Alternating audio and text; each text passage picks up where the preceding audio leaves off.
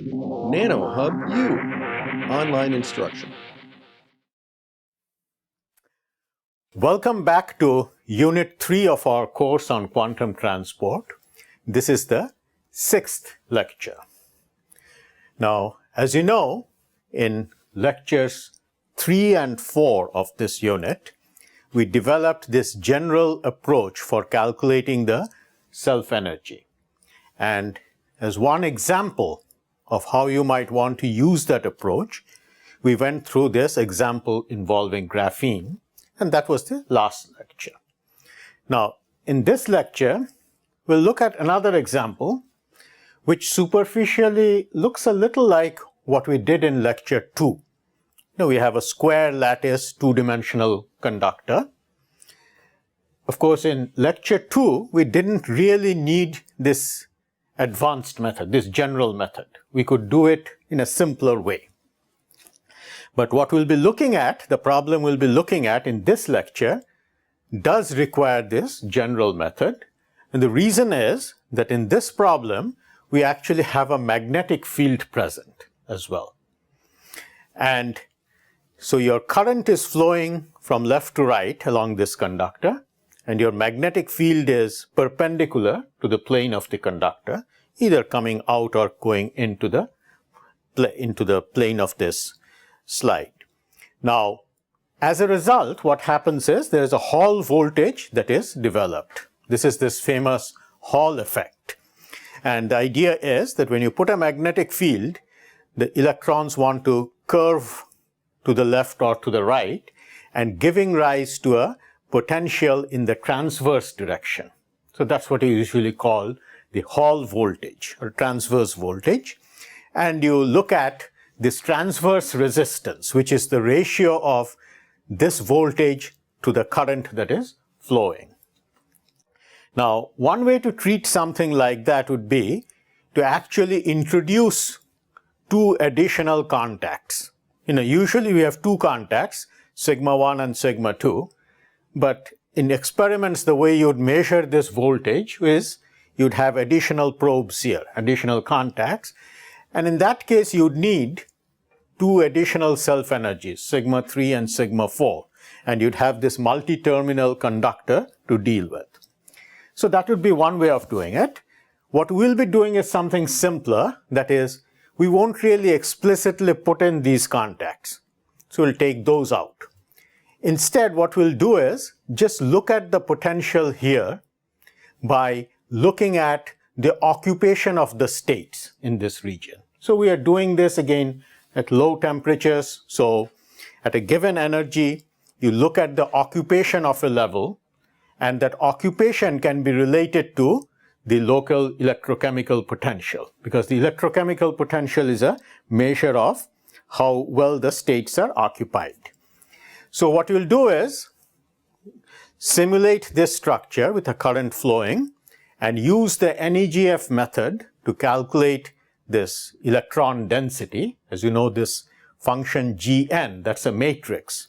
And if you look at its diagonal elements, it gives you the electron density per unit energy, actually 2 pi times that. Whereas this A, which is the spectral function, its diagonal elements gives you the density of states per unit energy. So when you look at the ratio, it tells you the fractional occupation. And this fractional occupation is assumed to be 1 in this contact, 0 in this contact, and you look at what it looks like inside. And that directly translates into what you might call the electrochemical potential at different points. And so for a given current then, what you'd look at is the electrochemical potential difference between the two edges. Now, when you do that, we'll use this NEGF method, and you can calculate the alphas and betas, and then use this general method to find the sigmas, etc. And when you do all that, you can then calculate this transverse resistance, which is the voltage in this direction divided by the current in this direction, and plot it as a function of the magnetic field. Now, this Hall effect is a very old phenomena, goes back to the 19th century. But what was known in those days, that's usually described by what's called the semi-classical theory. And what it says is that the resistance is linearly proportional to the magnetic field. A major development in mesoscopic physics was the discovery of what's called the quantum Hall effect. And what was found around in 1980 is that when you look at the Hall resistance at high magnetic fields, you see these amazingly accurate plateaus. That is, the R is given by this quantum of resistance that we have discussed times 1 over m, where this m is an integer. Now, this is something we discussed in the context of the quantum point contact. But in the context of the point contact, usually the resistance is described by this formula, but not very precisely, in the sense that m may be 2.03 or 2.1 rather than exactly 2. But in this quantum Hall effect, what was amazing about this phenomena when it was discovered is that this is like 2, m is equal to 2 or equal to 3 or equal to 4 out to many places in decimal. Indeed, it's so accurate that it's even used as the standard for resistance. And this was, of course, a seminal paper that appeared in 1980. Now, using the NEGF method that we discussed, if you set up these H and sigmas correctly and calculate Rxy as a function of B, the point is this is the black curve, the solid curve is what you'll get. So in other words, this amazing result will come out automatically. And as I've often mentioned, I view this NEGF as a method that you can use to improve your understanding of phenomena, because you can calculate things without necessarily understanding it very well to start with. But then you can look at it carefully and try to understand things. So I won't go too much into the physics of this quantum Hall effect, what leads to these plateaus. I'll just briefly mention it at the end. What I really want to explain in this lecture is how you can use the NEGF method to perform this calculation. Okay. Now, one word about this semi-classical theory here. The semi-classical expression for the Hall resistance, that's basically this Rxy, is that it's magnetic field divided by charge on an electron times the electron density per unit area. Now, in our calculations, we'll be performing our calculations at a given energy using this tight binding lattice. And as you know, in this tight binding lattice, you usually have this cosine dispersion relation, which, if you choose your parameters correctly, can reflect this parabolic dispersion accurately within a certain range of energies. And our calculation here is done at a given energy. And where do we choose this energy? Well, at the electrochemical, wherever the Fermi level or the electrochemical potential is. Because at low temperatures, the conductance or the transmission coefficient, these are all determined by the properties at that energy. So how is this energy related to this electron density that appears in the semi-classical expression? Well, that's where you could use this result that we discussed back in part A. That is, when in the context of the semi-classical theory, we had said that the electron density is related to the momentum, maximum momentum up to which the states are filled. And of course, in part A, we always talked in terms of momentum. In part B, now that we're doing wave mechanics, now that we're treating the electron as a wave, we talk in terms of K. And the two are related by P equals h bar K. That's a particle property, that's a wave property. Anyway, and that K you can relate to the electron density using what we discussed in this lecture in part A. Okay. Now, the question then is, how do we choose the parameters of our lattice so as to include a magnetic field? Now, electric fields are usually described in terms of the potential, which we know how to include. magnetic fields require what's called a vector potential, and we haven't quite discussed how that is included, and that's what I want to explain a little bit. Now first, let me just remind you how we normally choose the parameters if no vector potentials are involved. The idea is that given any tight binding parameters like this, the EK relationship is given by that expression. And so if you stand at some point n and sum over all the surrounding m's, you'll come up with these 5 terms. This is what we did in Unit 1 of this course. And then, if you put it together, you get this cosine dispersion relation. Now, if you want to mimic this parabolic dispersion relation, then how does this relate to that? Well, the idea is if the k is small, that is for small values of k, if you do a polynomial expansion of these cosine functions, then you get something that looks like a parabola. So this is the general approach, and if we want to choose our tight binding parameters epsilon and t to reflect the known dispersion relation for the material, you should choose your epsilons and t's so that this quantity is EC and that quantity is h bar square over 2m. So this is what we discussed in Unit 1. Now, how do you include a scalar potential, for example? Well, scalar potential simply means if the potential is V, you have to add minus QV to the energy. Well, that's easy enough. If you put a minus QV, you just adjust the epsilons accordingly. What about a vector potential? Well, if you want to include a vector potential, then the P's get modified. So Px becomes Px plus Qax. Py becomes Py plus Qay. Now, how would we include that? And there the point I want to make is that if you, I guess instead of P, if you put Kx, I guess h bar Kx, then you can see what's happening is where we used to have a Kx, we now have K plus Qa over h bar. And the way you could accomplish that, way you could modify your original parameters to get that, is by including these phase factors. You see, previously we had t e to the power I kxa. Now what we can do is we put t and a phase factor like this, exponential I phi x. Similarly, this one we put an exponential minus I phi x, I phi y, and e to the power minus I phi y. And then if you use your standard trig identities and pull it together, you'd get something looking like this. So which is just like what we had before, but kxa has gotten replaced by kxa plus phi x and kya by kya plus phi y. And now if you do your polynomial expansion, this will look just like that. So the trick then is, for a given vector potential, you choose your phi x to be equal to qax a over h bar.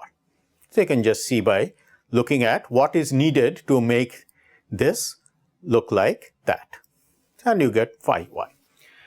Now, in terms of this lattice then, what it looks like is, diagonal element is still epsilon, the connection to the right is t to the power I phi x, connection to the left is t to the power minus I phi x. Similarly, I phi y and e to the power minus I phi y. So what would your alphas and betas look like? Well, the alpha is supposed to be one of these columns, so it still looks like before, epsilons on the diagonal, but the upper diagonal and the lower diagonal have picked up this phase factor. Is it still Hermitian? It is, because you'll notice that this is the complex conjugate of that. So this is still a Hermitian matrix, and you have picked up this phi x and phi y. You have just picked up the phi y, not the phi x. The phi x goes into the beta. If you look at the beta, which is the connection between one column and another, then you have t to the power phi x on the diagonal. So could we treat this using the methods we discussed in lecture 2 of this unit? Answer is yes. If this was the case, we could. Why? Because beta is still essentially a identity matrix. What that means is if we transform basis, it would still remain an identity. So we could do a basis transformation and diagonalize this. And once everything's diagonal, you can use the methods of lecture 2. But the point is, we still actually haven't included a magnetic field, which we need to. Because what we have assumed here is a vector potential that is constant. So just as a scalar potential which is constant, of course, doesn't give you an electric field. Electric field means it's varying spatially. Similarly, magnetic field requires that the vector potentials vary spatially. In what way? Well, B is the curl of A. And since our B is in the Z direction, plus Z or minus Z, what we are interested in is this expression. BZ equals del AY del X minus del AX del Y. So one way to represent a given magnetic field BZ is to assume that AX is proportional to Y. So that term is non-zero, and choose the AY to be 0. Now if AX is proportional to Y, then you'll notice that phase factor also needs to be proportional to Y. So if the phi x is proportional to Y, what that means is not every diagonal element is the same, because as you go down this way, you're actually going down in Y. So you will have one value of phi x here, another one there, which means each diagonal element will be different. And if each one is different, then when you transform basis, it won't stay diagonal anymore. Now another choice of vector potential, because the choice is actually not unique, because any vector potential whose curl is equal to B is fine. So another possible choice is you could put AX equals 0 and AY is proportional to X. And in that case, phi Y would be changing with X. What that means is it's this alpha that would be affected, not the beta. So beta would still be an identity matrix, essentially, but alpha would be changing with X. And so again, we would have trouble diagonalizing it. Now, in general, the method we use this choice and for the vector potential. And what it means is that this beta has a phase factor that is changing as you go along the width. Now, once you use these betas and use these standard equations from the non-equilibrium green function method, you would automatically get this plot of the transverse resistance versus magnetic field that I had mentioned earlier, with these amazing steps that come about. Of course, this still doesn't explain to you exactly why you get these amazing steps, right? For that, you have to study it more carefully, and the notes describe some of the ideas, and I won't go into it in this lecture. Let me just mention one thing that allows you to study it more carefully. That is, one of the very powerful things about the non-equilibrium green function method is not only do you calculate the currents, the terminal currents, you can also look inside. You can look at the density of states inside, for example. Now, if you do that, so that's this A. A is the spectral function. By the way, I used A for vector potential in the last slide, but this A is different. This is the usual A in the NEGF method. And as you know, that's 2 pi times the density of states. So if you look at its diagonal elements, and what I'm plotting here is this axis is energy, this axis is the width of the conductor. And I'm using a grayscale plot, which means if you see a white spot, that means there's a lot of density of states there. And black means there aren't any states. So the striking thing you notice is how there's a density of states near one edge and some density around the other edge, but the middle doesn't have any states. And as you go higher in energy, you kind of see 2 states there, 2 states here, and then 3 and 3. And these are what are called the edge states. And this just comes out of the quantum transport method.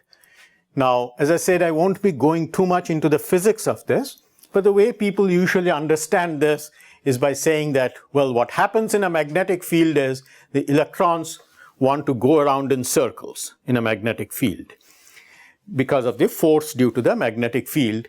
And they describe what are called these cyclotron orbits. And this is what's called the cyclotron radius.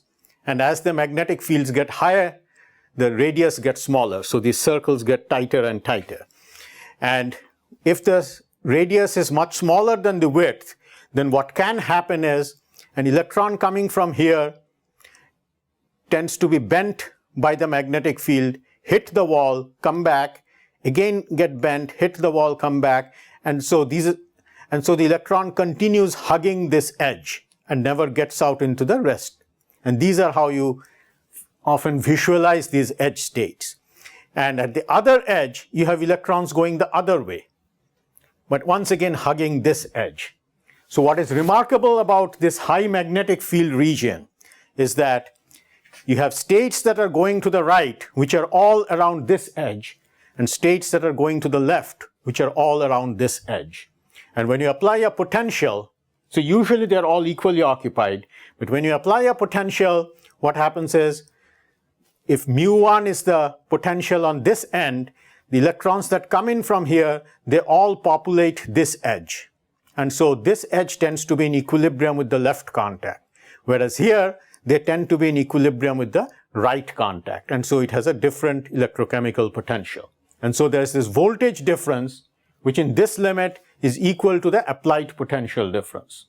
So if you look back at our discussions of the quantum point contact, you'll see that actually the physics is similar. And what we had talked about in part A of the course, where we talked about the electrochemical potential semi-classically in a ballistic conductor, it is a lot like that. But the difference is that what you now have is an amazingly ballistic conductor. Why amazing? Because ballistic means when you're going in one direction, you don't get turned around easily.